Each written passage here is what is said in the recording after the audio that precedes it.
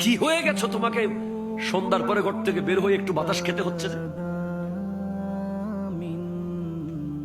কেন তুমি গিয়েছো? তোমার উচিত ছিল প্রতিদিন অন্তত 10 পৃষ্ঠা পড়া, যে কোনো বই অ্যাটলিস্ট ডেইলি 10 পৃষ্ঠা। যে যুবক পড়বে সে একদিন বড় কিছু হবেই। তুমি কি করতে গেছো ওখানে? এরপরে মা কি করে এখন? ফুদ বাদ খাতি আয়, বাদ বাড়ি বইতে কি আয় আয় আয়, বাবা ডাকা পাঠায় আয়। তুমি তখন বাবাকে মানো না, তুমি পালোয়ান হয়ে গেছো। বাবাও তোমাকে এখন আগের মতো শাসন করতে চায় না, বেয়াদব হয়ে গেছো তো। কোন সময় তুমি তার চোখে চোখ রেখে কথা বলো, সে এখন তোমাকে সেরে সেরে চলতে চায়।